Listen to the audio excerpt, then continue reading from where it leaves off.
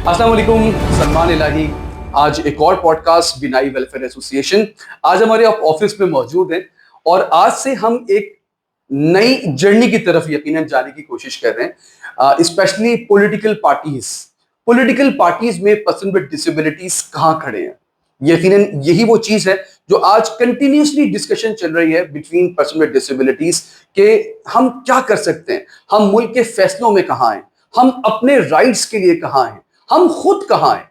ये तमाम चीजों को समझने और जानने के लिए जरूरी है कि हम पॉलिटिकल पार्टीज में इन्वॉल्व हों, उनमें इंगेज हों और वहां पे भी हमारी की स्टैंडिंग हो। हम थोड़ा सा अगर माजी में जाते हैं, हमारे नबी हजरत मोहम्मद मुस्तफ़ा सल्लल्लाहु अलैहि वसल्लम के दौर में अगर जाते हैं तो एक बहुत इंपॉर्टेंट नाम हम सबके जहनों में आता है, हजरत अब्दुल्ला बिन उम्मे मखतूम। ये वो नाम है जिसके बाद मेरा ख्याल है कि तमाम वो अप्रोच, वो सोच या अवेयरनेस की जो वो हदें हैं वो हमें अंडरस्टैंडिंग क्लियर हो जाती है कि हमारे नबी हजरत मोहम्मद मुस्तफ़ा सल्लल्लाहु अलैहि वसल्लम जब जंग में जाया करते थे, जहाद लड़ने जाया करते थे, तो उनके पीछे जो उनके नाइब बना करते थे वो हजरत अब्दुल्ला इब्ने मखतूम रज़ियल्लाहु तआला अन्हु थे, जो कि ब्लाइंड थे, जो बसारत से महरूम थे और वो लीड कर रहे होते थे उम्मत मुस्लिमा को उस वक्त, मुसलमानों को।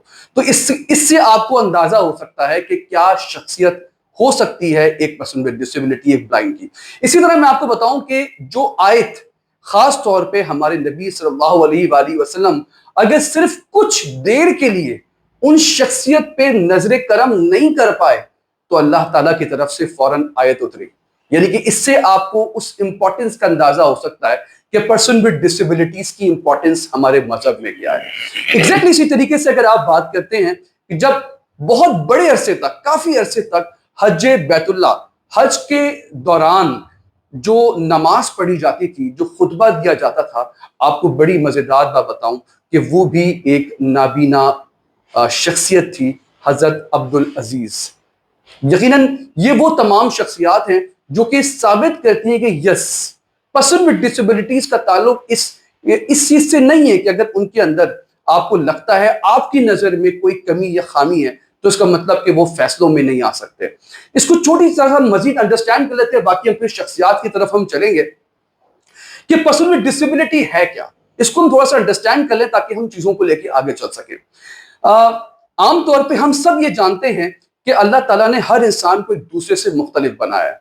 यानी कि अगर एक ही काम करना हो तो उस काम के लिए एक ही काम यानी कि सारे काम एक ही शख्स नहीं कर रहा होता, बल्कि मुख्तलिफ काम मुख्तलिफ लोग मुख्तलिफ अंदाज में काम कर रहे होते हैं। यानी कि अगर हमें एक सॉन्ग बनाना है, एक गाना बनाना है, तो उस सॉन्ग को बनाने के लिए भी जो लिरिक्स लिखे जाते हैं उसका शायर अलग होता है, गाने वाला सिंगर अलग होता है, उसकी म्यूजिक कंपोज करने वाला अलग होता है, इवन जो उसके इक्विपमेंट होते हैं या जो इंस्ट्रूमेंट्स होते हैं उनको बनाने वाला या बजाने वाला अलग होता है। तो फिर आपको अंदाजा होगा कि यकीनन एक ही शख्स के अंदर तमाम सलाहियतें नहीं होती।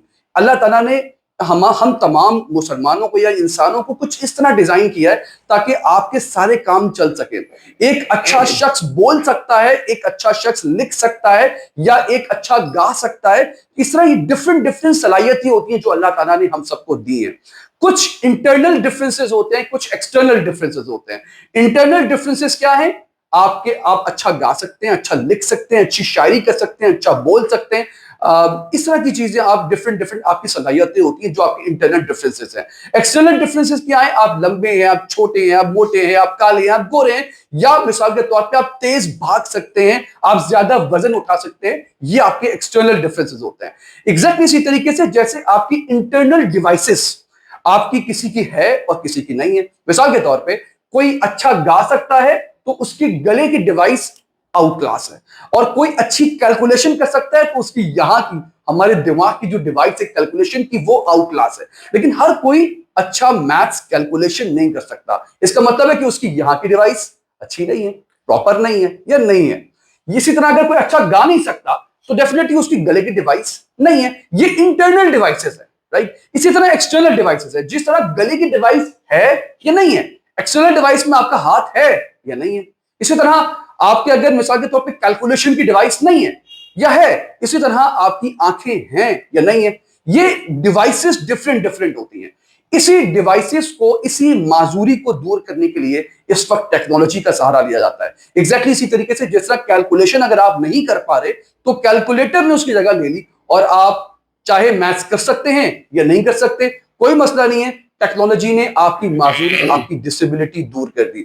یا جو میوزیکل لیٹسٹ انسٹرومنٹس ہیں, انہوں نے آپ کے گلے کی ڈیوائس نہیں ہے, کوئی بات نہیں, انسٹرومنٹ آپ کو اتنا زبردست بنا دے گی کہ آپ گانا گا سکتے ہیں. تو جو بچپن میں ہم سنتے تھے باتھ روم سنگرز, تو وہ آج بہترین سے بہترین گا سکتے ہیں. تو یہ چھوٹا سا پہلے انٹرو تھا تاکہ ہم چیزوں کو انڈرسٹینڈ کر پائیں کہ ہم کرنے کیا جا رہے ہیں. آج ہمارے ساتھ دو بہت اہم ترین شخصیات موجود ہیں. میں اسپیشلی ویلکم کروں گا یہاں پر میڈم کشور زہرا صاحبہ کا, نیشنل اسمبلی میں بھی رہی ہیں یہ, اس کے ساتھ ساتھ بہت ساری اور ان کی خدمات ہیں ایم کیو ایم پاکستان کے لیے. میں تھینکس کروں گا, ویلکم کروں گا میم, بہت شکریہ, thank you very much for joining us.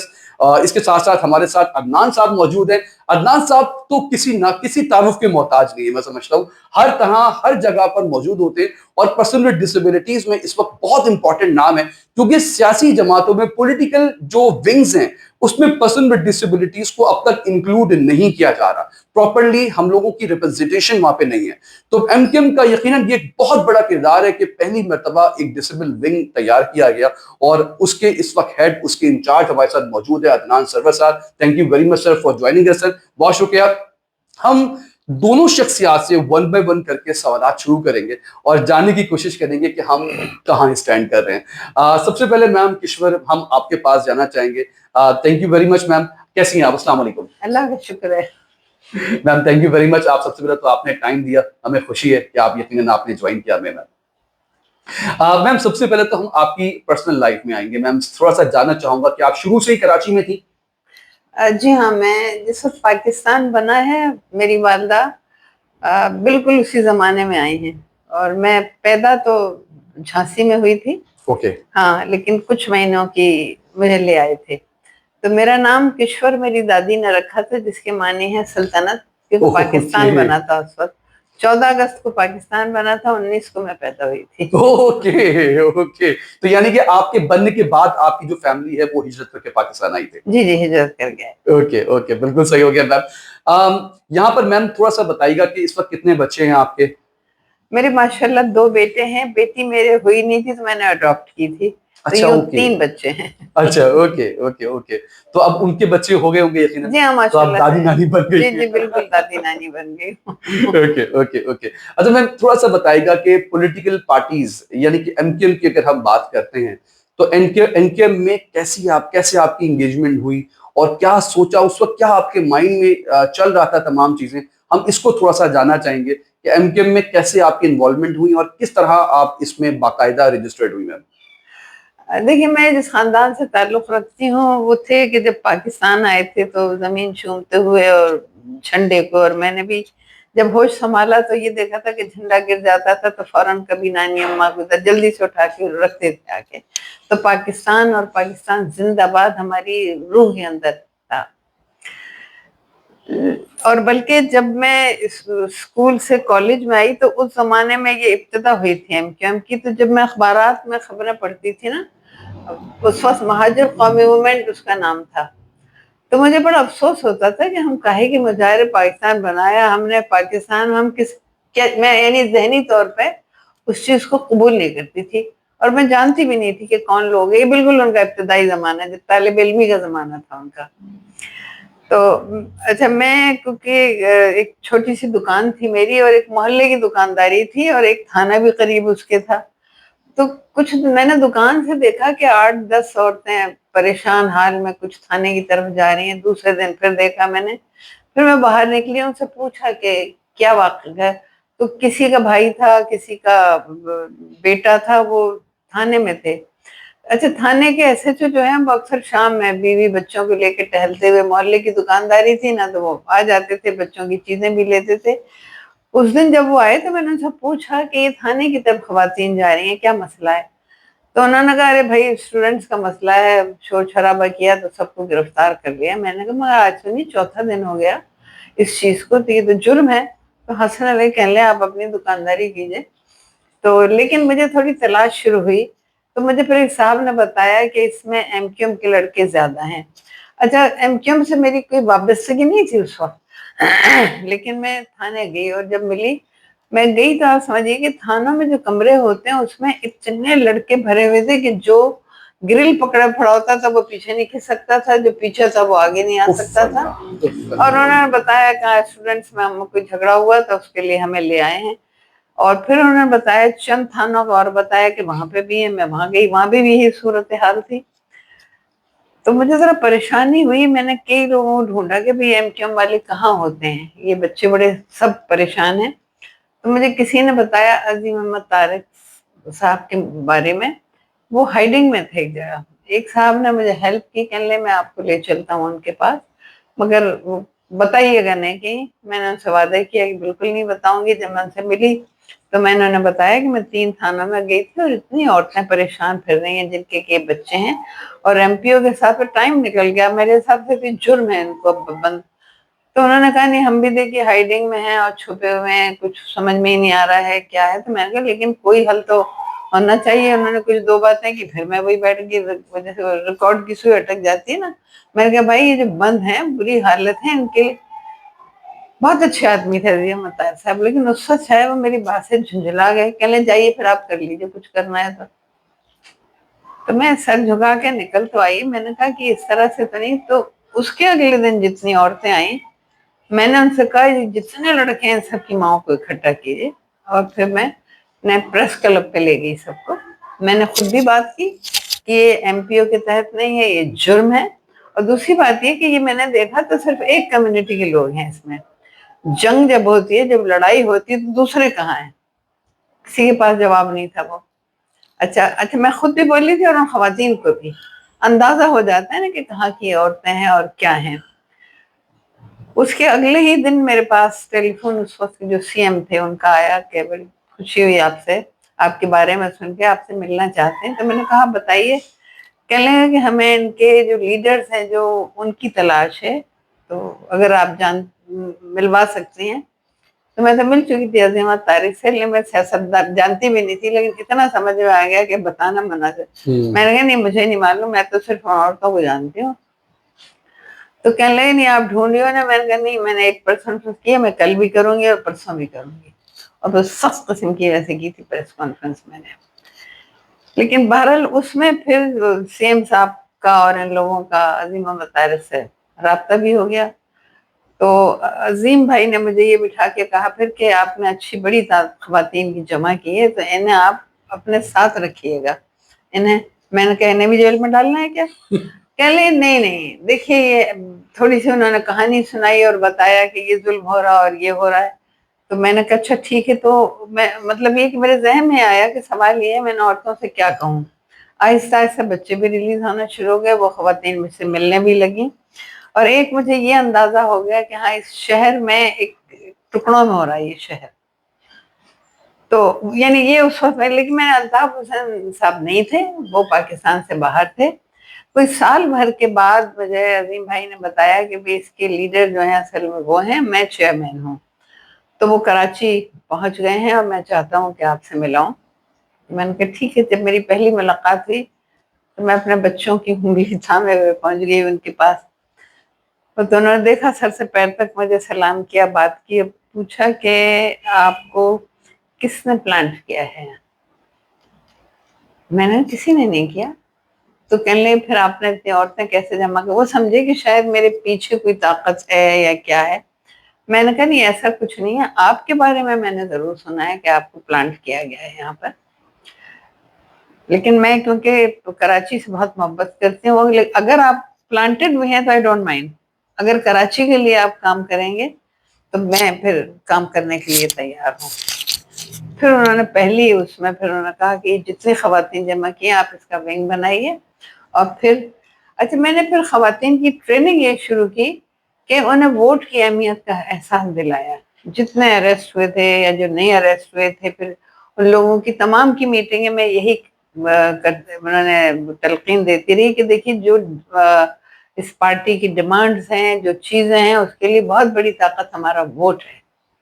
Vote کے اوپر میں نے بہت کام کیا تھا. اس کے بعد پھر انہوں نے الطاف حسین نے مجھے ایک دن بلا کے کہا اچھا آپ ایک وقت میں کتنی عورتیں اکٹھی کر سکتے ہیں؟ میں نے بڑے سوچ سمجھ کے کہا کہ میں تقریباً 40,000 عورتیں. ہاں تو انہوں نے کہا اوور اسٹیمیٹ کر رہی ہیں، آپ ٹھیک سے سوچ کے بتائیے، کیونکہ ہمارے پاس اچھا اس وقت اتنی زیادہ کمیونیکیشن بھی نہیں تھی کہ دیکھیے نا، کہ انہوں نے کہا کہ دیکھیے اخبار والے بھی ہمارے خلاف ہیں، ہماری خبریں نہیں لگاتے، کوئی ہمارے پاس سواریاں نہیں ہیں، ہمارے پاس کوئی چیز نہیں ہے، تو آپ 40,000 کہہ رہی ہیں، سوچ لیجیے. تو میں نے کہا اچھا پھر شاید 30,000 ہو جائے گی. خیر بہرحال وہ بہت مشہور وہ ہے، کون سا پارک تھا جس میں یہ پہلا جلسہ ہوا تھا خواتین کا؟ عزیز آباد میں ہے، بہت مشہور پارک، مجھے یاد نہیں آ رہا. جی جی بالکل، مین اس پہ ہی ہے، بالکل ایگزیکٹلی. ہاں تو وہ پروگرام جب کیا تو جتنی ورکنگ میں نے کی تھی، جن آبادی سے میں نے اورنگی، کورنگی، ملیر، رانیہ، تمام جگہ کی خواتین کو جمع کیا، ملتی رہی اور بتاتی رہی کہ دیکھیے یہ اجتماع اور ہماری آواز جو ہے بالکل اس چیز کے اوپر، ہمیں اپنے رائٹ کے اوپر ہے، رائٹس ہے ہمارے. بہت اچھی طرح سے. خیر جب جلسہ ہوا تو 1,00,000 عورتیں آئیں اس میں. Very good. ہاں 1,00,000 عورتیں آئیں. صحیح ہے. یقیناً یہ ایک بہت بڑی چیز ہوتی ہے. عام طور پہ جس طرح آپ نے کہا ووٹ کی اہمیت، سب سے بڑی امپورٹنٹ چیز میں سمجھتا ہوں ناظرین یہی چیز ہے کہ جو ووٹ کی اہمیت اگر انڈرسٹینڈ کر لیا جائے تو ملک میں آپ حکومتوں کو بنانے اور گرانے میں آپ اہم کردار ادا کر سکتے ہیں.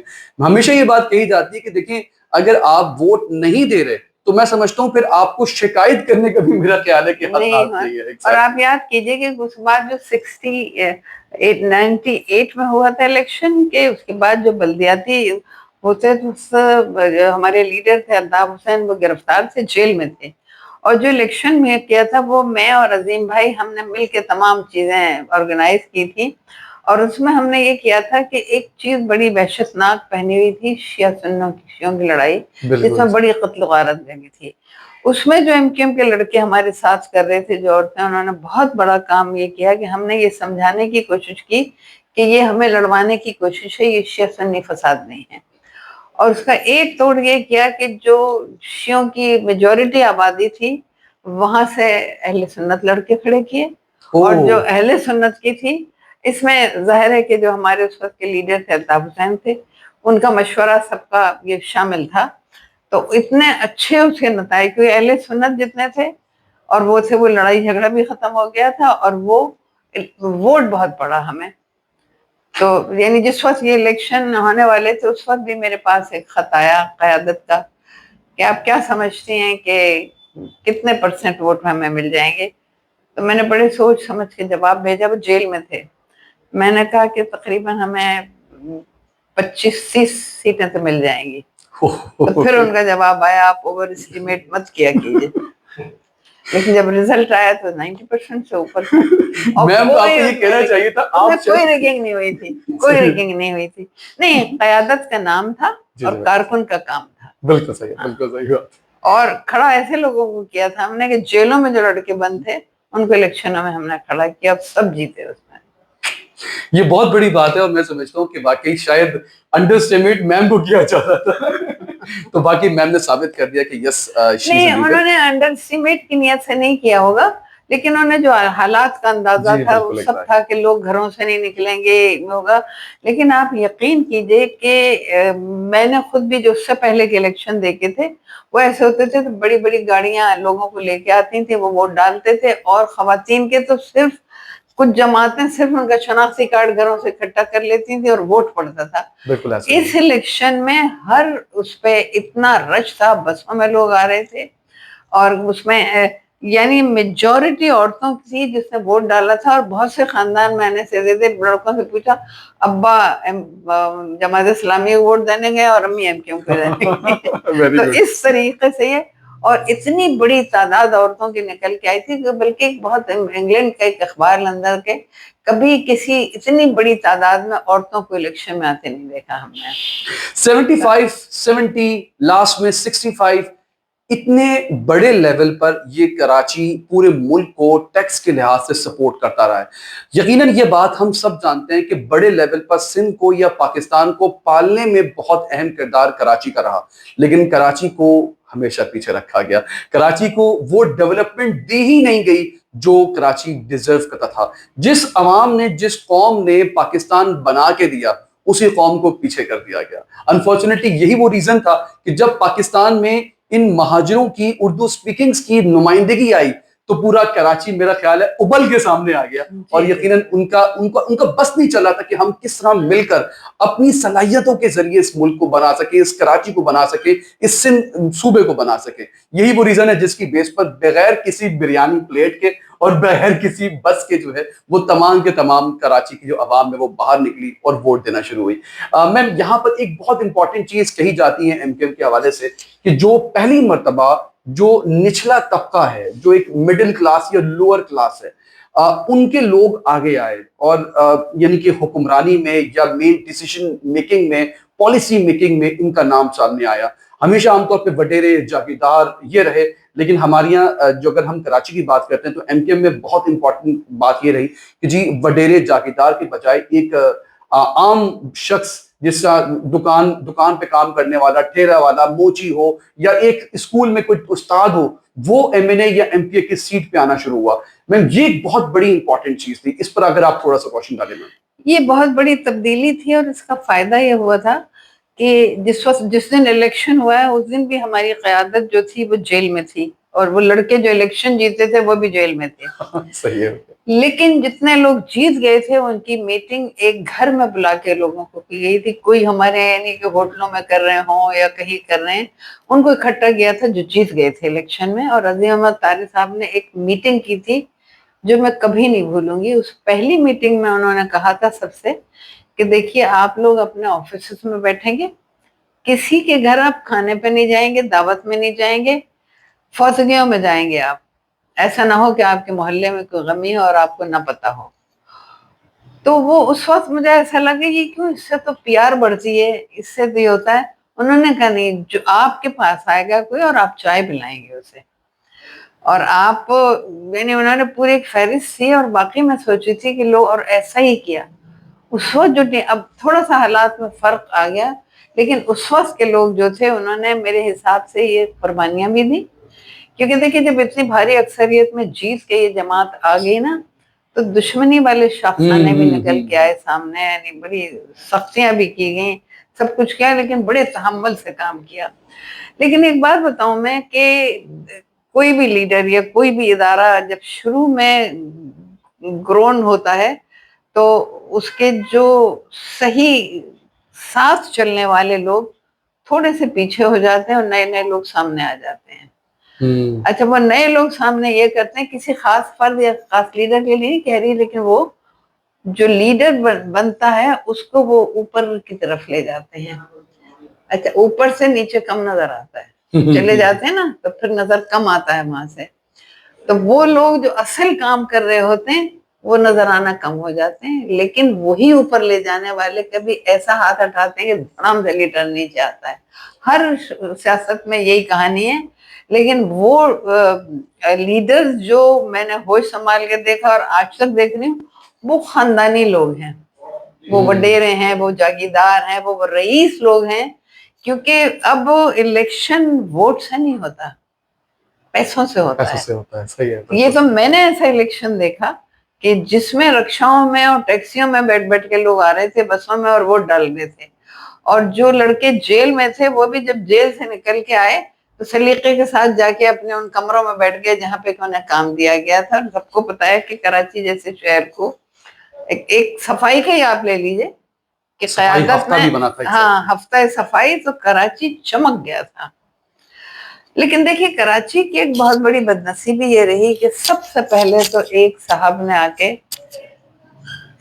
ٹرانسفر کر دیا, کراچی اسلام آباد تعمیر کر لیا. ایسا کیپٹل ٹرانسفر ہو گیا. اس کا پہلا نقصان آپ کو نظر آ جائے گا کہ جب بھاشانی صاحب آئے اور وہاں گھومنے کے لیے گئے, انہیں لے گئے تو انہوں نے کہا مجھے پٹسن کی خوشبو آتی ہے یہاں سے. وہ پیسہ جو ہم اس پاکستان کے ذریعے کما رہے تھے وہ یہاں پہ لگا تھا, اور وہ اپنا حق مانگتے مانگتے دیکھیے وہ الگ چلے گئے, ٹکڑے ہو گئے. پھر اس کے بعد, اس سے پہلے بھی اور اس کے بعد بھی کراچی سے کمایا ہوا پیسہ آپ کو خود بھی پتا ہے کہ جاتا, حالانکہ ہونا یہ چاہیے تھا کہ سورے پاکستان میں جگہوں کو امپروو کیا جاتا، آنے والوں کا بھی قصور نہیں تھا، کہیں پہ ترقی کی ہی نہیں گئی، تو وہ بیچارہ کوئی مزدور بن کے کوئی کچھ بن کے یہیں آپس ہے نا وہ روزی روٹی تلاش میں آتا تھا. نتیجہ یہ ہوا کہ شہر کا بیلنس خراب ہو گیا. اب جس جگہ کی آبادی اتنی ہو جو اتنے لاکھ کو لے سکتی ہو، وہاں اس کے ڈبل یہاں پر آ جائیں. آنے والے بھی پریشان، آپ دیکھیے جھگیوں میں پڑے ہوئے ہوتے ہیں، کہاں کہاں پڑے ہوتے ہیں، آپ کیچڑ ہو رہی ہے، بیمار ہو رہے ہیں، سب ہو رہے ہیں، لیکن وہ کریں تو کیا کریں. لیکن وہ بھی جو کچھ کماتے ہیں گاؤں بھیجتے ہیں اپنے، ہے نا. اچھا یہاں پہ آپ یہ اندازہ لگا لیجئے کہ اگر کسی ہاسپٹل میں، دیکھیے میرا کام، میں نے ایس آئی یو ٹی میں کام کیا، بہت والنٹیئر کام کیا ہے سب. اچھا وہاں پہ کچھ ڈاکٹر دلوی کبھی بڑے کمال کے آدمی، ایسے لوگ دنیا میں کم ہوتے ہیں. جب پہلا ٹرانسپلانٹ ہوا تو انہوں نے کہا کہ مریض مریض ہی ہوگا، نہ وہ پنجابی ہوگا، نہ ہندو ہوگا، نہ مسلمان ہو، مریض مریض ہوگا. آج اسپتالوں میں آپ دیکھیے تو وہ بیچارے جو باہر شہروں میں نہیں ہیں، بیچارے یہیں آتے ہیں سارے کراچی. آپ اسپتالوں کے باہر دیکھیے فٹ پاتھوں پہ اور اس پہ پڑے ہوتے ہیں. یہ ہمارے یہاں روایت ہے کہ اگر ایک آدمی بیمار ہو جائے تو 6-7 آدمی رشتہ دار آتے ضرور ہیں. اگر انہی کے شہروں میں اچھا اسپتال ہو، انہی کے شہروں میں اچھا اسکول ہو، تو پاپولیشن بڑی بیلنس ہو. کراچی بالکل ڈس بیلنس ہے اس وقت. کراچی کے بارے میں کہا جاتا ہے کہ یہ کراچی میں رہنے والوں کے لیے، بلکہ پاکستان کی تمام جو ہمارے مختلف اقوام ہیں، مختلف قومیں ہیں، ان کی ماں ہے. یہی وہ ہے جو کہ ساری قوموں کو پالتی ہے. یہ کراچی کے بارے میں جب لاسٹ سینسس ہوئے تو بات سامنے آئی کہ جی 1,40,00,000 لوگ موجود ہیں. اب میں اس وقت بیٹھ کے سوچ رہا تھا کہ اتنا بڑا شہر جس کے بارے میں ہم سب کو پتا ہے کہ ابو 3 کروڑ سے زیادہ آبادیاں ہو چکی ہے، تو پھر 1,40,00,000 کیوں ہیں؟ اس میں 2 باتیں سامنے آئیں. بہت سارے لوگوں نے اور میڈیا نے یہ بات کہی کہ جی کراچی میں اتنے ہی ہیں. اس سے یہ چیز ظاہر ہوئی کہ یہ جی جو سینسس ہیں یہ صحیح نہیں ہوئے. میں ایک اور بات بھی نوٹ کر رہا تھا جو میں سمجھتا ہوں کہ شاید میڈیا پہ ہر جگہ پہ میں نے نہیں دیکھی، وہ یہ کہ 1,40,00,000 تو وہ لوگ ہیں جو کراچی کے رہائشی ہیں. بات یہ ہے کہ جو پورا ملک امنڈ کے اس ماں کی آغوش میں آ گیا ہے وہ کراچی کا تو ہے ہی نہیں، لیکن یقیناً پال کراچی ہی رہا ہے اس کو. تو یقیناً وہ تمام لوگ جو سندھ سے، پنجاب سے، یا کے پی کے بہت بڑے لیول پہ، بلوچستان سے، کشمیر سے، گلگت سے، یہ جو تمام لوگ آئے ہیں کراچی میں، یہ کراچی کے نہ ہونے کے باوجود پال تو ان کو کراچی رہی ہے. یقیناً یہ وہ تمام چیزیں جو تھوڑا سا انڈرسٹینڈ کرنا ہے کہ کراچی کی آج حالت اتنی بری کیوں ہوئی ہے، یا کراچی اس لیول پہ کیوں آ گیا. وہی والی بات کہ جی 1,40,00,000 کا شہر تھا، اب اس کو پالنا ہے، اس جگہ کو، اس گھر کو، اس علاقے کو، اس شہر کو 2 کروڑ، 3 کروڑ، 3.5 کروڑ، نہ جانے کتنے لوگوں کو. ایک گھر جس میں عام طور پہ 10 لوگ رہ سکتے ہیں، اور اگر اچانک ادھر 50 لوگ آ جائیں تو کیا ہوگا؟ واش رومز کا کیا حل ہوگا؟ پانی کا کیا حل ہوگا؟ کچن میں کیا ہوگا؟ یہ میرے خیال میں ہم لوگ امیجن کر سکتے ہیں. مین چیزوں کی طرف، اب جو مین مقصد ہے آج کے پوڈ کاسٹ کا، میں اس کی طرف چلنا چاہوں گا. لیکن اس سے پہلے ہمارے ساتھ موجود ہیں یہاں پر عدنان سرور صاحب، اور میں ان کی طرف آنا چاہوں گا. سب سے پہلے کچھ امپورٹنٹ باتیں ہم کرتے ہیں یہاں پہ. سب سے پہلے عدنان صاحب، میں آپ سے یقیناً جاننا چاہوں گا کہ جو ڈسیبل ونگ بنا اسپیشلی ایم کیو ایم کا، وہ ڈسیبل ونگ بنانے کی ضرورت کیوں پیش آئی؟ کیا اس کے پیچھے مقاصد تھے؟ کیسے بنا؟ اور آپ اس لیول پہ کیسے پہنچے؟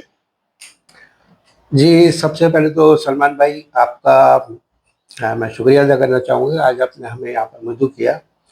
اور جیسا کہ آپ نے اپنے انٹرو میں کہا کہ حضرات بھائی جو ہے وہ ہر جگہ ہر وقت موجود ہوتے ہیں، تو پہلے تو میں یہ کہہ دوں کہ میں اتنا بڑا شیطان نہیں ہوں کہ میں ہر جگہ موجود ہوں. تو فرشتہ بھی تو کہہ سکتے ہیں سر، فرشتہ بھی تو کہہ بس اب یہ آپ سمجھتے کہ وہ جو موجود ہوتا ہے کون ہوتا ہے. تو بہرحال آپ نے جیسے پوچھا پرسن ود ڈسیبلٹی کا حوالے سے، ایکچولی میرا تعلق جو ہے پاکستان ٹیلی کمیونیکیشن سے رہا ہے. اس کے علاوہ میں جو ہے ایم ڈی اے پاکستان جو ہماری فاؤنڈیشن ہے تو اس کا میں فاؤنڈر پریسیڈنٹ بھی ہوں نا. تو بس ہم اسی ڈسیبلٹی کے حوالے سے ایونٹ کرتے تھے، اور میری ایک دفعہ اچانک کشور زہرا بازی سے ایک ایونٹ میں ملاقات ہوئی. تو جب ان سے میری ملاقات ہوئی اور پھر میں نے ان کو یہ ساری چیزیں بتایا، اچھا کیونکہ یہ ان سے جیسے اب انہوں نے بتایا ان کا شروع سے یہ تھا کہ خدمت خلق سے یہ جڑی رہی. اور جب میں نے ان کی ہمارے ایشوز بتائے, ڈسیبلٹیز کے ایشوز بتائے, تو انہوں نے پھر اس پہ جو ہے اس پہ دیکھا, انہوں نے پھر آ کے ہم سے مطلب ملی پرسنلی, اور انہوں نے, آپ بلیو کریں, یہ فزیکلی لوگوں کے گھر گئی, ان کے ایشوز ان کو پتہ کیا ڈسیبل لوگوں کے, اور پھر انہوں نے یہ ڈیسائیڈ کیا کہ ایم کیو پاکستان میں باقاعدہ اس کا ایک ونگ ہونا چاہیے. تو انہوں نے اس پہ ورک کیا, اور باقاعدہ پھر ہم نے جو ہے انہوں نے جو ہے وہ اس ونگ کو جو ہے وہ بنایا. تو سن 2012 میں ہماری یہ ونگ جو ہے بنی, اور یہ واحد پولیٹیکل ایم کیو کی جماعت تھی جس نے یہ ہمیں ایک پلیٹ فارم دیا کہ اس میں جو ہے یہ جتنے بھی ہم لوگ ڈسیبلڈ ہیں تو وہ ہم ایک پلیٹ فارم پہ جمع ہو سکے. تو یہ ان کی بہت بڑی مطلب ایک وہ تھی, میں سمجھتا ہوں کہ کاوش تھی. انہوں نے تمام جتنی بھی کیٹیگریز ہیں, چاہے اس میں ویژولی امپیئرڈ ہو, انٹلیکچوئل ڈسیبلٹی ہو, فزیکلی ہو, تو ساری کیٹیگریز کو انہوں نے ایک جگہ جمع کیا, اور ان کو یہ بتایا کہ بھائی جب آپ لوگوں کے ساتھ اتنے ایشوز ہیں تو آپ لوگ اپنا مقدمہ خود لڑیں, خود اسمبلیوں تک جائیں, ٹھیک ہے نا, خود اپنی آواز بنے. تو انہوں نے ہمیں باقاعدہ اس پہ ایجوکیٹ بھی کیا, اور ہمارے ساتھ جو ہے انہوں نے جو ہمارے سیاسی اور جو معاشی ہمارے رائٹس ہیں اس کے حوالے سے انہوں نے باقاعدہ اسمبلی میں ہماری جنگ لڑی ہے, ہماری وائس بنی ہے. تو انہوں نے آغاز کیا, اور میں یہ سمجھتا ہوں کہ الحمدللہ کہ دیکھیں آج بھی جو میں یہ سمجھتا ہوں کہ ہم نے کام کیا, اور انہوں نے ہمیں پہلے بتایا تھا یہ کہ دیکھیں آپ نے صرف اپنے کام پہ فوکس رکھنا ہے, ٹھیک ہے نا, اور کوئی ہمیں ظاہر سی بات ہے ہمیں جو ایجوکیٹ کیا گیا ہے, جو ہمیں تربیت دی گئی ہے, تو وہ ہمیں اپنے نام سے نہیں, ہم نے کلیکٹیو اس کو دیکھنا تھا کہ ہم نے پوری ڈسیبلٹی کے جو ایشوز ہیں ان پہ ہم نے ورک کرنا تھا. تو اس کے لیے ہم باجی نے ہمارے مقدمے بھی لڑے, ٹھیک ہے نا, اور انہوں نے ہمیں مطلب ہر جگہ یہ جو چیزیں ہمیں جو ہے وہ پرووائڈ کی. آپ نے دیکھا ہوگا کہ یہاں پاکستان میں جو ہے واحد یہ جو کشمیر کمپلیکس کا جو ہے وہ باقاعدہ ہمیں ہمارے نام سے, پرسن ود ڈسیبلٹی کے نام سے وہ ہمیں جگہ مختص کی گئی جہاں ہم اپنے ڈفرینٹ ایونٹ کر سکتے ہیں, ہم جمع ہو سکتے ہیں ایک ساتھ, ہم وہاں پر گھوم پھر سکتے ہیں. اور بہت اچھا, اگر آپ, میں چاہوں گا کہ ایک دفعہ وزٹ کریں, آپ خود دیکھیں گے. میں بالکل عدنان بھائی جا چکا ہوں, یہاں پہ ناظرین بتاتا چلوں کہ یہ بہت بڑی یہ سکسیس ہے, کامیابی ہے ایم کیو ایم کی جانب سے, اسپیشلی جو کشمیر کمپلیکس ہے, اسپورٹس کمپلیکس ہے, وہاں کو مکمل طور پہ ایکسیسیبلٹی کے ساتھ مکمل طور پہ ہمارا وہاں پہ ایکسیس کو پاسبل بنا دیا گیا ہے تمام پرسن ود ڈسیبلٹیز کے لیے.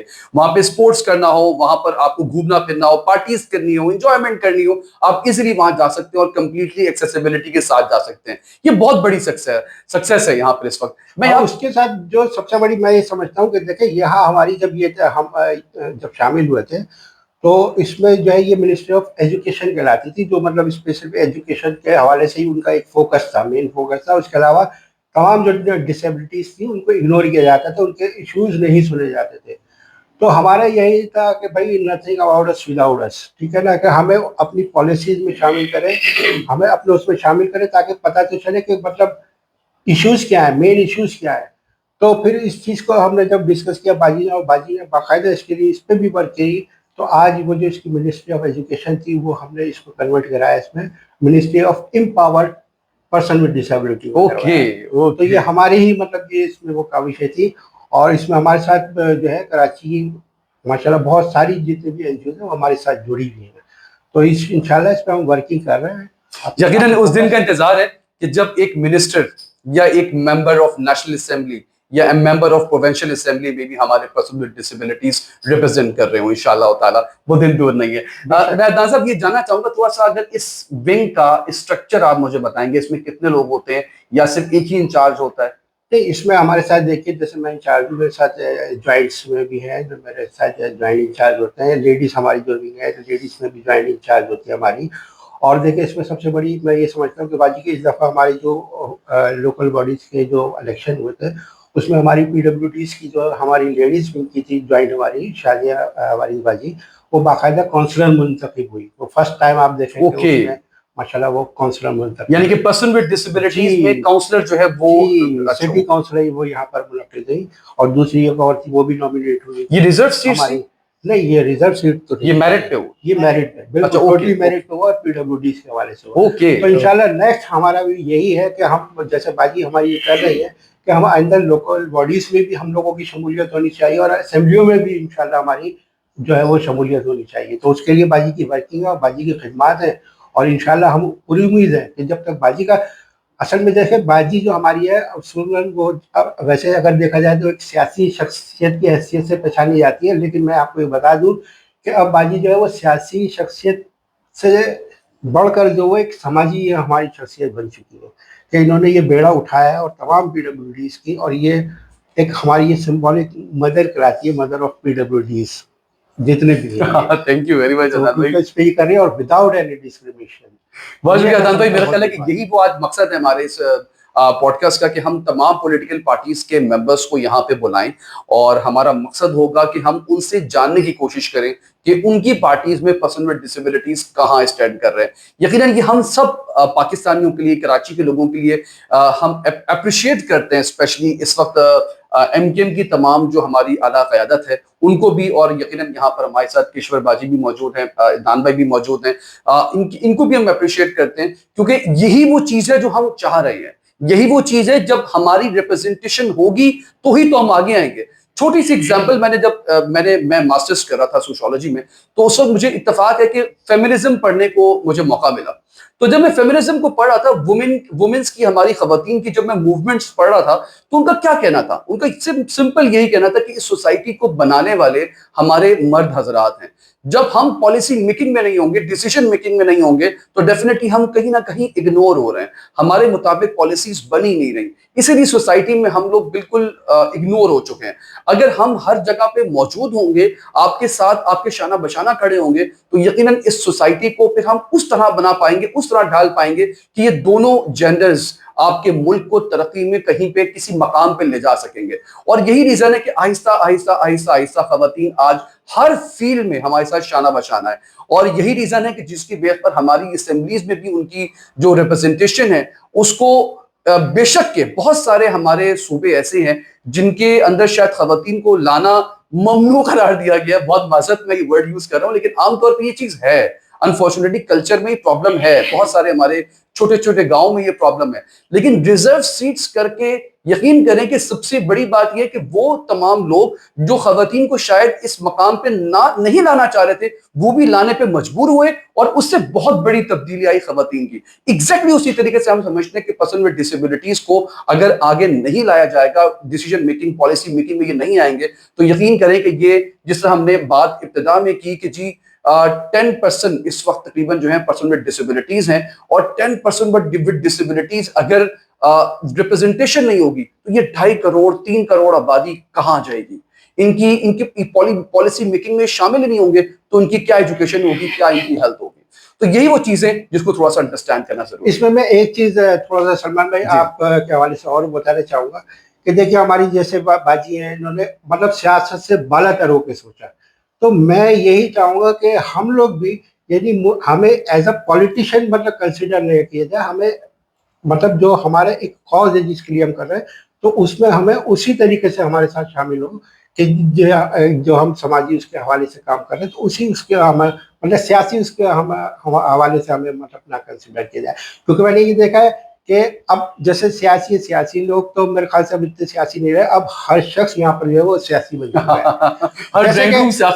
जैसे कि आपने शुरू में कहा था ना, जो आपने मुख्तलिफ डिवाइसेस के नाम लिए थे कि आपने गले के डिवाइस की बताई थी और वोकल की डिवाइस बताई थी, एक डिवाइस आपने छोड़ दी। अगर एक डिवाइस जो हमारी ये हार्ट बीट चल रही है ना, ये मेन डिवाइस है। बिल्कुल सही, क्योंकि अल्लाह ताला जो है ना वो दिलों के हाल जो बेहतर जानता है, आपके दिलों को देखता है, आपके जिस्मों को नहीं देखता वो। तो हमने अपने दिल के साथ, सच्चे जज्बे के साथ, ईमान के साथ, सिंसियरिटी के साथ अगर हम चलेंगे तो कोई भी मसला जो है वो मसला नहीं रहेगा, चाहे वो कराची के इशूज हो, चाहे वो डिसेबिलिटी के इशू हो। सबसे पहले हम लोगों की नीयत, इन्नमल अमालु बिन्नियात, अल्लाह ताला नीयतों को देखता है। अगर आपकी नीयत अच्छी है तो सवाल ही पैदा नहीं, चाहे रास्ते में जितनी हर्डल्स आ जाए, लेकिन कामयाबी आपको जरूर हासिल होगी। थैंक यू अदनान भाई। मैं इंपॉर्टेंट तरीन क्वेश्चन की तरफ चलना चाहूंगा। मैडम हमारे साथ बाजी मौजूद हैं। स्पेशली ये कि जब भी कोई पार्टी इलेक्शंस की तरफ आ रही होती है तो उस वक्त आवाजें सबसे ज्यादा लगती हैं कि मंशूर क्या है, इसका मैनिफेस्टो क्या है, मकासद क्या है, کیا کرے گی یہ پارٹی آ کر عورتوں کے لیے, کیا پارٹی کرے گی مردوں کے لیے, بچوں کے لیے, غریبوں کے لیے, یہ کیا پارٹی کرے گی؟ تو عام طور پہ میرے جتنی بھی میکسیمم پارٹیز کو میں پڑھ رہا ہوں, کہیں نہ کہیں شاید اب اتنی اویئرنیس کے بعد ایک ایک لائن تو شامل ہونا شروع ہو گئی ہے پرسن ود ڈسیبلٹی سے ریلیٹ, لیکن پارٹیز کیا سوچ رہی ہیں, ان کے مائنڈ میں کیا ہے, منشور میں ہے بھی پرسن ود ڈسیبلٹیز یا نہیں ہے, اور اگر نہیں ہے, اب تک نہیں ہے کوئی بات نہیں, لیکن ہم آگے کیسے شامل کر سکتے ہیں, یہ مین مقصد ہے. تو میں سب سے پہلے میڈم سے یہ سوال کرنا چاہوں گا کہ میم تھوڑا سا ایم کیو ایم کے حوالے سے بھی بتائیے گا کہ آپ کے منشور میں یا آپ کے مینیفیسٹو میں کیا پرسن ود ڈسیبلٹیز کہیں موجود ہیں, اور اگر موجود ہیں تو کیا مقاصد ہیں اس وقت ایم کیو ایم کے نام؟ دیکھیے ایم کیو ایم روز اول سے بڑی ڈسپلن جماعت ہے. آج آپ کچھ بھی کہیں, لیکن میں پہلے ایک چیز کی وضاحت کر دوں کہ ایم کیو ایم سے لوگوں کو بہت گلے اور شکوے ہیں, لیکن وہ کچھ حقیقتوں کو سمجھ نہیں پاتے ہیں. ایم کیو ایم کسی کی جاگیر نہیں ہے. ایم کیو ایم ایک فلسفہ ہے, حق دلوانا, انسانوں کو ان کا حق دلوانا اور وہاں تک پہنچانا, ایبل ہوں یا ڈسیبل ہوں. تو اسی طرح سے یعنی ہماری پارٹی میں ہم بحیثیت کارکن ہمارے ساتھ ڈسیبل کام کرتے تھے, لیکن میں نے بھی سوچا اور ہماری قیادت نے بھی نیگلیجنس فیل کیا ہم نے کہیں. جیسے مثال کے طور پر کہیں شادی ہے تو ان کو بھی بحیثیت کارکن دعوت دے دی گئی, لیکن وہاں ریمپ ہی نہیں جانے کے لیے انہوں نے دعوت رکھی بھی اتنی اونچی اینٹوں پہ. تو پارٹی کی طرف سے پابندی لگائی گئی کہ کسی کے ہاں بھی کوئی تقریب اگر ہوگی تو ان کا خیال رکھا جائے اس میں, اور ان کی سیٹیں الگ کی جائیں. تو یہ تھا کہ جو پرائیورٹی ان کو دینے کو شروع کی. اچھا, میں کونسلر بھی رہی, سٹی کونسلر بھی رہی, اور میں 3 دفعہ ایم این اے بھی رہی, لیکن میں ٹوٹلی لیجسلیشن پہ کام کیا, وہ لیجسلیشن جو لوگوں کو ان کے حقوق دلوانے میں. تو اسی طرح سے جب میں پہلی بار گئی تو میں نے دیکھا کہ زیادہ تر بہت اچھے ایم این ایز ہوتے ہیں, تو لیکن وہ بات کرتے ہیں مثال کے طور پہ سردی پڑ گئی ہے, کمبل دلوانا ہے, معذوروں کے لیے کمبل چاہیے, اس کے لیے فنڈ چاہیے. 1-2 بار تو میں نے سنا, اس کے بعد میں نے پھر خود اٹھ کے کہا کہ نہیں, انہیں کچھ نہیں چاہیے, انہیں اپنا رائٹ چاہیے, انہیں اپنا حق چاہیے. میں اگر ایم این اے بن سکتی ہوں تو کوئی ڈسیبل کیوں نہیں بن سکتا, وہ کیوں ہاتھ پھیلائے. تو شروع میں تو ذرا سا لوگ چونکے, لیکن اس کو پھر میں نے اپنا موضوع بنا لیا اتنا کہ لوگ میرے ہم آواز ہونے لگے. تو وہاں پہ یعنی میں 3 ٹینیور میں رہی اور ہر اس میں ہی یہ آواز اٹھائی. لیکن میں آپ کو بتاؤں کہ بڑا المیہ یہ ہے کہ سیزنز پولیٹیشین رہے نہیں ہیں, ہر چیز میں خرید و فروخت شامل ہو گئی ہے. یعنی یہ نہیں دیکھا جاتا کہ کیا چیز ضروری ہے.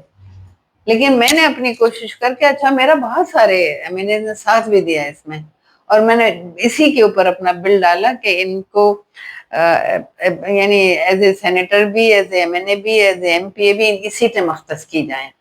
اس پہ ڈیبیٹس ہونے سے یہ ہوا کہ وہ اویئر ہو گئے, لوگ اویئر ہونا شروع ہوئے, اور جو لوگ نادانی کی باتیں بھی کر جاتے تھے وہ اس بات میں ان سب کو لے کے وہاں پہ گئی. وہاں کے لوگوں کو میں نے سب سے پہلی شرمندگی, کے ایم سی کے آفس میں ریمپ نہیں, نیشنل اسمبلی میں ریمپ نہیں, سب کو احساس دلایا میں نے کہ انہیں ہم کھڑا کر کے کھڑے ہوئے ہیں. کس طرح سے ہم نے, تو یہ ہے کہ اس شور سے اویئرنیس ہمارے یہاں پیدا ہونی شروع ہوئی. جبکہ ایم کیو میں شروع سے تھی, ان لوگوں کا بہت خیال بھی رکھا جاتا تھا. پھر 2012 میں شاید باقاعدہ وہ بنایا گیا جس میں یہ انچارج تھے, اور باقی بڑی تعداد میں, اور ہمارے پروگرام بھی ہوتے تھے باقاعدہ, ان لوگوں کے لیے الگ پروگرام بھی, اور جو ہمارے بڑے پروگرام ہیں بھی ان کے لیے فرنٹ سیٹیں ساری انہی لوگوں کو, یعنی ان کو پرائیورٹی دی گئی. اس کا فائدہ یہ ہوا کہ میری بس آواز یا ایم کیو ایم کی آواز ایوانوں میں تو پہنچ گئی, لیکن کچھ اتنے جھٹکے لگتے رہے وہاں پہ کہ یعنی اسمبلی سے نکل کے اس میں کمیٹی کی میڈیا میں چلی گئی, وہاں سے بھی پاس ہو گئی, وہاں سے پاس ہو کے پھر لاسٹ جو اس کے لیے آتی ہے اس کے لیے وہاں پہ آ کے کئی بار اسمبلی میں ہنگامہ ہو گیا. ان کے لیے نہیں, ہنگامہ اپنے نادانی والے حقوق کے لیے, نادانے والی چیزوں کی. اور یہ لیکن یہ کہ یہ بل اس وقت بھی ایوانوں میں موجود ہے, اور لوگوں سے کہا گیا ہے کہ نہیں ان کا جو ہے نا, اچھا ہمارے منشور کی آپ بات کریں, ہمارے منشور میں ان کے سارے وہ رائٹ ہیں جو ہمارے ہیں. بس یہ ہے کہ ان کے لیے ہم نے ڈیمانڈز رکھی ہوئی ہیں اس میں کہ ہمیں جو تکلیفیں ہیں. اب دیکھیں کہ پچھلے شاید 7-8 سالوں میں ریمپ بننے شروع ہوئے ہیں ہمارے یہاں, بالکل ایسا. ان کے لیے پارک بھی بننا شروع ہوئے ہیں. یہ جو میں نے ہے نا ایز اے میں نے ہی یہ پارک جو ہے نا پاکستان میں آج تک کوئی ان کے لیے بڑا پارک نہیں بنایا گیا تھا. یہ پہلا سب سے بڑا پارک ہے جو ان لوگوں کے لیے بنایا گیا ہے اور اس کے راستے کھلے رکھے گئے ہیں. تو اب یہ سمجھیے کہ ان کو جگہ بنا دی گئی اور یہ لوگ خود اپنی ذات سے اپنے اس سے جتنے جو بیچارے بالکل ہی ڈسیبل ہوتے ہیں ان کا تو آپ کچھ نہیں کہہ سکتے, لیکن وہ لوگ جو فزیکل ڈسیبلٹی ہوتی ہے اور مینٹل نہیں ہوتی, آپ پتہ ہے وہ ایکسٹرا انٹیلیجنٹ ہوتے ہیں. ہمارے پاس ایسے لوگ ہیں جو ملازمتیں کرنا چاہتے تھے, ملازمتیں نہیں مل رہی تھیں, ان کو سکھا دیا سائیکلوں کا پنچر بنانا, جو ایجوکیشن بھی نہیں تھی جن کی, گاڑیوں کی مرمت کرنا, کس طرح سے چڑھ کے بیٹھنا ہے. آپ آ کے دیکھیے جو ہم نے سینٹرز کھولے کہ وہاں پہ کس طرح سے کام کر رہے ہیں. اور جو ایجوکیشن کے ساتھ ہیں ان کے لیے یہ ہے کہ ان کو کسی نہ کسی طرح سے انگیج رکھتے ہیں ہم, لیکن یہ ہمارا گلہ ہے کہ جو ان کا رائٹ ہے, ان کو جو لکھا ہے اخباروں میں بلوں میں وہ ملتی ہی نہیں ہے. صرف ایک نمائشی پروگرام ضرور ہوتے ہیں اور وہ چیزیں بٹ جاتی ہیں, تصویریں کھنچ جاتی ہیں, دیٹس اٹ, جس سے ہمیں نکلنا چاہیے. تو میں اس لیے اس پر جو میرا فوکس ہے وہ یہ ہے کہ میں اس پہ کام کرنا چاہ رہی ہوں کہ how to handle person with disability. تو اب میں نے جو یہ بنایا ہے یہاں پر میں 9th 10th A level O level کے بچوں کو ان کے ساتھ بٹھاؤں گی کہ وہ ان کو تربیت دوں گی کہ ان کے ساتھ کیسے رہنا ہے, اور ان کے سمجھاؤں گی کہ ان کے ساتھ بے جھجک کس طرح سے ہونا ہے. کوئی ایسا ڈفرنس نہیں ہے, ہم میں اور ان میں بہت کم فرق ہے. یعنی those who are mentally sound, کم از کم ان کو تو ہم اس جگہ پہ پہنچاتے ہیں جس کو ان کا رائٹ ہے. یہاں پر میم آپ سے میں یقیناً یہ دوبارہ اس حوالے سے جاننا چاہوں گا میم, جو آپ نے تمام چیزیں بتائیں اپنی خدمات, نو ڈاؤٹ اس سے کوئی انکار نہیں. اور میں آپ کو یہ بھی بتاؤں کہ میم اتنے عرصے سے میں یہ کوشش کر رہا تھا کہ پولیٹیکل پارٹیز کو لے کر آؤں, اور مجھے سب سے زیادہ خوشی یہ ہے کہ آپ نے اس پر پہل بھی کی کہ آپ یہاں پر آج ہمارے پاس سب سے پہلے موجود ہیں. یقیناً یہ بہت بڑی بات ہے. بہت سارے لوگ میری اس میں فہرست میں موجود تھے, لیکن ایم کیو ایم سے میری کوشش تھی کہ میں آپ کو لے کر آؤں, کیونکہ مجھے اندازہ ہے کہ پرسن ود ڈسیبلٹیز کی جو انگیجمنٹ آپ کی طرف سے ہوئی ہے وہ شاید ہمارے ملک میں, ہمارے پاکستان میں ہمارے ساتھ بہت کم ہوتی رہی ہے عام طور پہ. دوسری چیز جو مجھے خوشی ہوئی ہے اس بات پہ کہ جس طرح آپ نے بتایا کہ پارٹیز یا اگر کوئی پکنکس ہو رہی ہے, کوئی میٹنگز ہو رہی ہے, تو اس میں اس چیز کا خیال رکھا جائے کہ پرسن ود ڈسیبلٹیز کو کس طرح ایک ایکسیسیبل پلیس دینی ہے کہ وہ آرام سے ایزیلی آ کے وہاں پر شامل ہو سکے. یہ عام طور پہ میں سمجھتا ہوں کہ شاید ہمارے اپنے خاندان والے بھی نہیں سوچتے. یہ بہت بڑی بات ہے میم. لیکن میں یہ تھوڑا سا جاننا چاہوں گا کہ کیا ایم کیو ایم کے مینیفیسٹو میں کوئی اس میں مقصد موجود ہے جو کہ پرسن ود ڈسیبلٹیز کے لیے اسپیشلی ہو میم؟ میں آپ کو بتاؤں کہ میرے اس کام کے پیچھے میری پارٹی ہے, پارٹی کے زور پہ میں کھڑی ہوئی ہوں. ہاں, اور یہ کہ ہمارے منشور میں بھی ان کے رائٹس ہیں سارے, اور یعنی جو اسمبلیوں میں مقدمہ لڑ رہے ہیں وہ پارٹی نے اجازت دی ہے نا, پارٹی کے منشور میں کہ یہ ہمیں اس کے اوپر لیجسلیشن کرنی ہے, ہر حال میں کرنی ہے. صحیح ہے, بالکل سمجھ گیا میں. یہ بہت امپورٹنٹ چیز ہے, اور یہ صرف یہاں ایم کیو ایم کے لیے نہیں, میں سمجھتا ہوں یہ تمام پارٹیز کو سمجھنا ضروری ہوگا. لاسٹ ہم یقیناً اس چیز پر جائیں گے عدنان بھائی کے ساتھ بھی اور میڈم کے ساتھ بھی کہ جی جو ممبر یہ نیشنل اسمبلی یا جو پروونشل اسمبلی ہے اس میں ہم کیسے جا سکتے ہیں اور کیا اس کے بیچ میں رکاوٹیں ہیں تاکہ ہم ان رکاوٹوں کو دور کرنے کی طرف جا سکیں انشاءاللہ تعالیٰ. اچھا, یہاں پر میڈم آپ سے بھی اور عدنان بھائی آپ سے بھی میں سوال کرنا چاہوں گا. پہلے میڈم سے ہم سوال کرنا چاہیں گے. میم آپ کو کیا لگتا ہے میم کہ نیشنل اسمبلی یا پروونشل اسمبلی میں آپ نے جس طرح بتایا بھی آلریڈی کہ بل گیا ہوا بھی ہے لیکن لاسٹ سٹیج پہ آ کے رک گیا, تو کیا بیریئرز ہیں؟ آپ کو کیا لگتا ہے کہ کیا وجوہات ہیں جو یہ اپروو نہیں ہو رہا, یہ اسمبلی کا بل پاس نہیں ہو رہا, یا ہم کیا ایسا کر سکتے ہیں مزید ہم سب مل کر, تمام پولیٹیکل پارٹیز کو بھی میں اس میں انوالو کروں, کہ ہم سب لوگ مل کر کیا ہم کر سکتے ہیں جس کی بیس پر نیشنل اسمبلی یا پروونشل اسمبلی میں ہماری ریپرزنٹیشن پاسبل ہو پائے؟ اس کو اہمیت اتنی نہیں دے رہے ہیں, دوسرے مسائل اتنے اکٹھے کر لیے. اس وقت جو جنگ چڑھ رہی ہے اس کو ہٹا کے بات میں کر رہی ہوں کہ اس کے علاوہ بھی جو کوئی لیجسلیشن سنجیدگی سے ہو نہیں رہی ہے. تو میم کیا اس کو مثال کے طور پر ہمیں ایسا کیا کرنا چاہیے, چلیے ہمیں آپ یوں گائیڈ کر لیجیے. میم دیکھیے ایک بات تو بہت اچھی یہ ہوئی ہے کہ ماشاءاللہ سے پرسن ود ڈسیبلٹی خود فرنٹ لائنز پہ آ گئے ہیں. ان کی گفتگو، ان کی باتیں، ان کی کرامات، ان کی چیزیں بہت، یعنی انہوں نے بھی خود ہمت سے کام لیا. یہ سارا کریڈٹ میں یا کوئی ایکس وائی زیڈ نہیں، پرسن ود ڈسیبلٹی خود بہت ہمت سے کام لے رہے ہیں. اور یہ کہ معاشرے میں اب نظر آنے لگے ہیں وہ تھے. اور مجھے بہت خوشی ہوتی تھی بات سے، جیسے میں کالمز لکھ رہی ہوں نا، مجھے اتنے اچھے جوابات آئے ہیں اس کے. کیونکہ اپنے کالم میں نے ایک سوال یہ کیا تھا کہ آپ لوگ اتنا تھکاتے ہیں اپنے آپ کو، خدا کو آپ جانماز میں ڈھونڈتے ہیں، تسبیح میں ڈھونڈتے ہیں، مندر میں ڈھونڈتے ہیں، مسجد میں ڈھونڈتے ہیں. یہ سنتیں ضرور ہیں، مگر سنتوں سے ہٹ کے بھی ذرا سوچئے، یہ اللہ کی پیغام ہے سامنے. اگر کسی میں کوئی کمی ہے تو وہ اتنا ظالم نہیں ہے. ہمارا یہ جو ڈسیبل ہے اس کا تو امتحان ہے ہی نہیں، تو امتحان ہمارا ہے. اور اگر آپ صرف تماشائی کی حیثیت سے دیکھ رہے ہیں تو آپ مجرم ہیں. اور یہ چیز میں لوگوں میں بہت عام کر رہی ہوں. میرا اس وقت پہلے تو یہی تھا کہ ان لوگوں کو نکال کے لانا، باہر نکال کے لے آئی، ان کی آواز اسمبلی میں بھی پہنچا دی. اب میں سوسائٹی کو تسلیم کروانا چاہ رہی ہوں. سوسائٹی میں یعنی کبھی اگر کوئی اپاہج کہہ دے تو میں شکر ادا کرتی ہوں کہ تمیز سے بات کی. ورنہ دیکھیے ہر ڈسیبل کا نام ہوتا ہے کچھ. جس کے پاؤں نہیں ہے وہ لنگڑا نہیں ہوتا، جس کی آنکھ نہیں ہے تو وہ نابینا نہیں ہوتا، اس کا نام ہوتا ہے. ماں پیدا ہوتے ہی بچے کا نام رکھتی ہے. اس کا نام پوچھیں، اس کا نام سمجھیں، پھر بات کریں، ورنہ آپ کو حق نہیں پہنچتا کسی کی شناخت آپ یہ بنائیں. تو اس وقت میں ان چیزوں پہ کام کر رہی ہوں کہ یہ چیزیں ختم کرنی چاہیے، کہ یہ اب کھل کے سامنے آئے ہیں. ورنہ تو پتہ ہے آپ کو کہ ڈسیبلٹی کے والے بچوں میں مائیں چھپتی پھرتی تھی. میں خود ایک بچی ایسی تھی، میں وہاں گئی ایک تقریب میں، ان کے گھر میں منگنی تھی ایک بیٹی کی. تو پھر میں نے پوچھا بھائی وہ کہاں ہے؟ انہوں نے کہا وہ میں نے کنڈی لگا دی باہر سے، وہ اندر میں. کیوں؟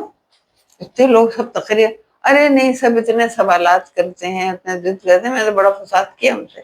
میں اٹھ کے آ گئی اور دوسرے دن گئی اور بچی کو اٹھا کے لے آئی میں کہ میں اسے اسکول میں داخل کر رہی ہوں. اور وہ جو وہاں پہ ہے نا ہمارا نابیناؤں کا اسکول، وہاں میں نے داخل. وہ اتنی انٹیلیجنٹ اور اچھی، اس وقت بڑی آرٹسٹ ہے وہ. میں یہاں پر عدنان بھائی کی طرف اب جانا چاہوں گا. عدنان بھائی سے ہم یہی سیم سوال کرنا چاہیں گے کہ عدنان بھائی تھوڑا سا ہمیں گائیڈ بھی کیجیے گا کہ ہم ایسا کیا کر سکتے ہیں کہ ہم اس ریپرزنٹیشن کو پاسبل بنائیں تمام اسمبلیز میں، اور ہم پولیٹیکل پارٹیز کو کنونس کر سکیں، ساری پولیٹیکل پارٹیز کو، کہ وہ اپنی پارٹیز میں بھی اور یہ جو اسمبلی میں بل ہے اس کو پاس کرانے میں بھی ہم لوگ کا ساتھ دیں. دیکھیں سلمان بھائی، اگر آپ سچ پوچھیں، اگر میری مطلب آپ اس سے پوچھیں، تو میں تو صرف اتنا ہی کہوں گا کہ دیکھیے ہر شخص اس وقت حاصل اور لا حاصل کے دائرے میں ہم لوگ گھوم رہے ہیں. حاصل کی جو ہے وہ قدر، اور لا حاصل کی جو ہے وہ حسرت ختم ہی نہیں ہو پا رہی. ٹھیک ہے نا؟ تو اس وجہ سے ہمیں سارے مسئلے مسائل ہیں. جیسا کہ ابھی آپ باجی نے آپ کو بتایا، آپ بلیو کریں کہ باجی ماشاءاللہ 2 دفعہ MLA رہ چکی تھی. اب اس دفعہ بھی باجی کو مطلب ظاہر سی بات ہے وہ تھا، تو ہم نے باجی سے ریکویسٹ کری کہ باجی آپ اپنا نام جو ہے وہ شامل کریں نومینی میں. انہوں نے یہ کہا کہ نہیں عدنان، میں 2 دفعہ بن گئی ہوں، اب کسی دوسرے کو بھی آگے آنا چاہیے. تو انہوں نے ان کے لیے اسپیس پرووائڈ کری. تو جب تک کہ ہم اسپیس پرووائڈ نہیں کریں گے آگے کے لیے، تو میں سمجھتا ہوں کہ ہم لوگ نہیں آ سکتے، چاہے ہم جتنی ورکنگ کر رہے ہیں. تو ہم لوگوں کو وہی بات ہے کہ سب سے اہم کہ ہم لوگوں نے اپنے دل سے جو ہے نا وہ کام کر لیا. اگر ہم نے سنسیریٹی کر لیا، سب سے پہلے تو ہم نے اپنے اندر کے دلوں سے قدرتیں نکال لی، منافقتیں نکال لی. اور یہ چیز کہ جی اگر یہ آگے بڑا شخص ہم اس کی ٹانگ پکڑ کے گھسیٹ لیں کہ یہ کیوں، ہم کیوں نہیں. تو یہ چیزیں اگر جب تک ہم لوگوں کے دل صاف نہیں ہوں گے، ہم لوگوں کی نیتیں صاف نہیں ہوں گی، تو ہم لوگ کبھی بھی کچھ اچیو نہیں کرتے. عادل بھائی تھوڑا سا مجھے بتائیے گا. دیکھیے مثال کے طور پہ یہاں پر میں سمجھتا ہوں، میرا ایک اوپینین ہے، میرا خیال ہے کہ یہاں پر نیت اس لیے بھی نہیں ہے امپورٹنٹ، کیونکہ اس کے ریزن یہ بھی ہے کہ جب اگر ریزرو سیٹس آتی ہیں فار پرسن ود ڈسیبلٹیز، تو چاہے وہ پیپلز پارٹی ہو، چاہے مسلم لیگ نون ہو، یا کوئی بھی پارٹی ہو، یا تحریک انصاف ہو، تو وہ سب اپنے اپنے لوگ پرسن ود ڈسیبلٹیز کو آگے لا پائیں گے. تو پھر تو ہمیں لگتا ہے کہ کوئی ایسی مسنگ چیز ہے جو شاید ہم سمجھ نہیں پا رہے کہ کیا ریزن ہے کہ یہ بل پاس نہیں ہو رہا. دیکھیں اس میں سب سے بڑی چیز میں یہی آپ کو بتانا چاہ رہا ہوں کہ اس میں سب سے بڑی کبھی ہم لوگوں کے اندر ہے. اگر جب تک ہم ساری PWDs ایک جگہ یونائٹڈ ہو گئے، ہم یہ نہیں کہیں گے کہ اس کے یہ پیپلز پارٹی کا ہمدرد ہے، یہ MKM کا، یہ فلانی پارٹی کا، یہ اس کے، ہم یہاں پر तफरीक कर देते, तो हम अपनी खुद ही वो जो है ना सारी एफर्ट्स ज़ाया कर देते। हमने इससे बालातर होकर सोचना है, जब हम एक जगह मुत्तहिद होकर अगर हम काम करेंगे ना, फिर चाहे वो पीपल्स पार्टी वालों के पास जाए, चाहे एमक्यू वालों के पास जाए, चाहे किसी भी लोगों के पास जाए, हम अपनी बात उनको बेहतर तौर से बता सकते हैं कि ये हमारे इशूज़ है, हमें क्यों शामिल नहीं कर सकते, ये हमारा राइट है। तो जब हम एक आवाज़ होकर करेंगे तो इंशाल्लाह मैं नहीं समझता कि कोई काम हमारा मुश्किल होगा, लेकिन उसके लिए हम लोगों की सबकी सिंसियरिटी ज़रूरत है। और देखिए नियत अल्लाह का शुक्र है, होते हैं हर तरह के लोग हैं, आप माशाल्लाह जिस तरह की वर्किंग कर रहे हैं मैं आपको अप्रिशिएट करता हूँ कि इसी तरह देखें लीडरशिप इसी तरह निकल कर आएगी जब हम आप मिलकर कलेक्टिवली करेंगे ना, और अपने में ही से लीडर चुनेंगे, आप बोलेंगे और उनको सपोर्ट करेंगे, तो डेफिनेटली क्यों नहीं होगा, सब हमारी आवाज़ सुनेंगे। थैंक यू अदनान भाई, बहुत शुक्रिया। मेरा ख्याल है कि आज जो ये पॉडकास्ट हमने specially for the political parties हमने स्टार्ट किया, और ये किया इसलिए है ताकि कहीं ना कहीं ये आवाज आगे जाए। बेशक के फौरी तौर पे काम हो ना हो, लेकिन कम से कम अवेयरनेस तो आना शुरू हो, लोगों को पता लगे कि हम भी कुछ सोच रहे हैं, हम भी चाहते हैं कि हम असेंबली में आए और अपने लिए आवाज बन सके। और मैं आपको बहुत क्लियरली कह दूं कि हमारा मकसद सिर्फ ये नहीं है कि हम अपने राइट्स को उठाएं, बल्कि हम कराची के लिए, सिंध के लिए, पाकिस्तान के लिए, उम्मत मुस्लिमा के लिए भी अपनी आवाज को लाना चाहते हैं सामने मंजर आम पे। अब यकीन कीजिए कि कोई भी मुल्क का मसला हो, उस मुल्क पे हम पर्सन विद डिसेबिलिटीज अपनी भी एक सोच रखते हैं, हम भी डिस्कस कर रहे होते हैं कि कौन सी पॉलिटिकल पार्टी किस मसले पे ज्यादा इंपॉर्टेंटली काम कर रही है या किसी चीज को इग्नोर कर रही है। तो यकीनन सोच हमारे पास भी है, दिमाग माजत के साथ हमारे पास भी है, हम भी आपके साथ पॉलिसी मेकिंग और डिसीजन पावर में आपका साथ दे सकेंगे इस मुल्क की तरक्की में। मैं यहाँ पर अब मैसेजेस की तरफ जाना चाहूंगा कि सबसे पहले हम अदनान भाई की तरफ चलेंगे कि आप हमारी कम्युनिटी को या क्या मैसेज देना चाहेंगे, कि आप जो हमारे साहिब इख्तिदार हैं उनको क्या मैसेज देना चाहेंगे। ये दो मैसेजेस मैं आपसे लेना चाहूंगा, उसके बाद हम मैम की तरफ चलेंगे। जी, सबसे पहले तो मैंने देखा कि ये मैं अल्लाह ताला का शुक्र अदा करते हैं, जैसे अभी आप देख रहे हैं कि जो अभी पाकिस्तान जिन हालात से, जिन क्राइसिस से गुजर रहा है, ठीक है ना, और ये मैं ख़ास तौर पे शुक्रिया अदा करूँगा मैं अपनी PWD कम्युनिटी की तरफ से वज़ीर आज़म पाकिस्तान का और फील्ड मार्शल आसिफ मुनीर साहब का, कि जो जिस तरह उन्होंने स्ट्रगल करी है, जिस दौर से पाकिस्तान गुजर रहा है, और हम दुआ गो हैं कि जिस तरह भी पाकिस्तान को एक नाम मिला है, कि वो मिली है, एक पहचान मिली है कि पूरी दुनिया से आज लोग आ रहे हैं पाकिस्तान, तो हम दुआ करते हैं कि अल्लाह ताला सबसे पहले तो ये मुज़ाकरात जो है ना, ये हमारे कामयाब हो और अल्लाह ताला इसमें हमें सुर्खरू करे। आमीन। तो इसमें बस बात यही है कि जब तक कि हम लोग सच्ची नीयत से और सच्चे जज्बे से काम नहीं करेंगे ना, तो मैं नहीं समझता कि इंशाल्लाह हर्डल्स आती है, और हर्डल जब आती है उसके लिए आप जद्दोजहद करते हैं तो जब भी मंजिल आपको हासिल होती है, वरना ऐसे नहीं होती। तो बस सिंसियर रहें और अपने हिस्से का कोशिश करते रहें, इंशाल्लाह हम लोग ज़रूर अचीव करेंगे। पर्सन विद डिसेबिलिटीज को यूनाइट होना होगा, जब भी रिप्रेजेंटेशन मिल पाएगी इंशाल्लाह ताला। मैं मैडम की तरफ जाना चाहूंगा और मैं मैडम से सवाल करूंगा कि मैडम आप भी प्लीज कोई मैसेज अगर देना चाहें, स्पेशली पर्सन विद डिसेबिलिटीज को और स्पेशली साहिब इक़्तिदार को भी, कि हमें पर्सन विद डिसेबिलिटीज को किस तरह और कैसे हम सब मिलकर इसमें इंक्लूड हो सकते हैं। देखिए मेरी कोशिश भी यही है और मेरा पैगाम यही है कि इनको तस्लीम किया जाए, और अब तो यानी खुल के ये खुद भी सामने आ गए हैं, तो इनकी सिफात हमारे सामने है बिल्कुल। और मैं अवाम से भी कहूँगी कि आप इनकी, फर्ज कीजिए ये किसी बिजनेस में हाथ डाल रहे हैं या खड़े हो रहे हैं, कुछ काम कर रहे हैं, तो आप इनको प्रोमोट कीजिए, इनका प्रमोशन बहुत, जिन काफ़ी पहले से मुकाबले में अब हो गया प्रमोशन, लेकिन अवाम की भी बहुत बड़ी जिम्मेदारी है कि मौजज़ों का इंतज़ार न करें, अल्लाह ताला ने मौजज़े भेजे हुए हैं, इनके साथ खड़े। Thank you very much ma'am. यहाँ पर मैं आखिरी में सिर्फ ये कहना चाहूंगा कि हम अगर मल्टीनेशनल कंपनीज की बात करते हैं, या जो पाकिस्तान की बड़ी बड़ी कंपनीज हैं, ऑर्गेनाइजेशंस हैं, उनकी बात करते हैं, तो वहां एक डिपार्टमेंट बनने का आगाज हुआ है, DEI। ये जो DEI डिपार्टमेंट्स है ना, ये स्पेशली वर्किंग ही इसी पे कर रही है कि किस तरह इंक्लूजन लाया जाए, किस तरह इक्विटी पे काम किया जाए, या जो डाइवर्स फोर्स है उसको किस तरह इंक्लूड किया जाए कंपनीज में। मैं समझता हूं कि उसी तरह जरूरी है कि हर पॉलिटिकल पार्टी में भी इस तरह का एक विंग, या स्पेशली मैं तो समझता हूं जो आपकी टॉप मैनेजमेंट है, जो टॉप आपके लोग हैं, उनमें भी एक लाजमी तौर पे ऐसी डिजिग्नेशन इंक्लूड होनी चाहिए तमाम पॉलिटिकल पार्टीज में, जो आपके साथ मिलकर बैठे पॉलिसीज मेकिंग में। एक तो सबसे पहले पॉलिटिकल जो पार्टीज हैं ان کی پالیسی میکنگ میں ان کی انوالومنٹ شروع ہو. جب وہاں انوالومنٹ شروع ہوگی تو مینیفیسٹو تک آئے گی, اور مینیفیسٹو سے پھر اسمبلیز میں آئے گی, اسمبلیز سے پھر پاکستان کے کانسٹیٹیوشن, پاکستان کے لاز, نارم, ویلیوز میں آئے گی, اور یقین کیجیے گا پھر پاکستان کی ترقی میں شامل ہوگی. تو میری دعا ہے کہ اللہ تعالیٰ تمام پولیٹیکل پارٹیز کو اسی طرح پرسن ود ڈسیبلٹیز کو انگیج کرنے, پرسن ود ڈسیبلٹیز کو انکلوڈ کرنے میں اہم کردار ادا کر سکیں اس پارٹیز. اور انشاءاللہ تعالیٰ میں آخری میں صرف یہی کہوں گا کہ انشاءاللہ تعالیٰ ہم سب مل کے کام کریں گے تو وہ دور نہیں جب ہم انکلوسیو پاکستان کی طرف رواں دباؤں گے. Thank you very much and Allah حافظ.